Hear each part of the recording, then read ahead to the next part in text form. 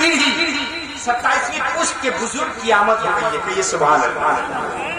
میں آپ کو بتا دوں پیر طریقت رہبر راہ شریعت و طریقت خاندان چشتی اور صابری حضور سیدی سندی عقائی مولائی سید مخدوم علی صاحب قبلہ کلیر شریف ان کی آمد ماشاءاللہ ان کا چہرہ دیکھنے کو ملے گا.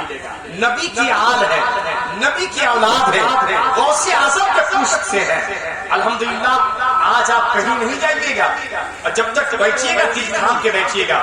اور اس کے بعد دوسرے بزرگ اسی سلسلے شابری چشتی کے چشم و چراغ پیر طریقت رہبر راہ شریعت و طریقت حضرت علامہ سید کعب علی صاحب قبلہ خلیفہ حضور سید صاحب قبلہ صابری چشتی الحمدللہ یہ بھی کلیر شریف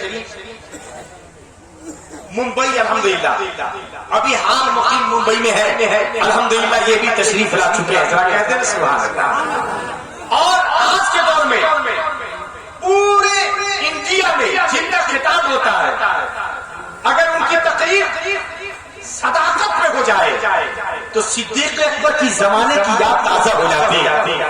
عدالت میں ہو جائے عمر فاروق کے زمانے کی یاد تازہ ہو جاتی ہے.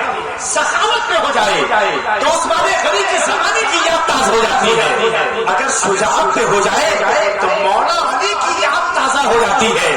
اگر شہادت میں ہو جائے تو کربلا کا نقشہ سامنے رکھ دیتے ہیں.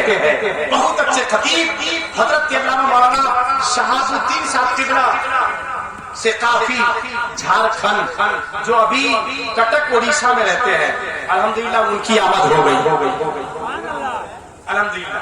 آپ ان کی تقریر آپ سماعت کریں گے. اس کے بعد فاضل ازہر خطیب انقلاب حضرت علامہ مولانا غلام جیلانی صاحب قبلہ ازہری الحمدللہ.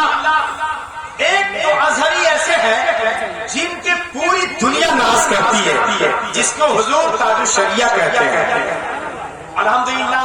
اور ایک ازہری حضرت علامہ غلام جیلانی صاحب ہے جس پر لگ بھگ کھنڈوا ایم پی کے علاوہ نیپال ملک کے تمام کے تمام باشندگان بھی ناز کرتے ہیں. کیوں؟ اس لیے کہ یہ ہے نیپال کے رہنے والے اور ایم پی میں رہتے ہیں. ذرا کہہ دیں ہم لوگ کو ناز ہے.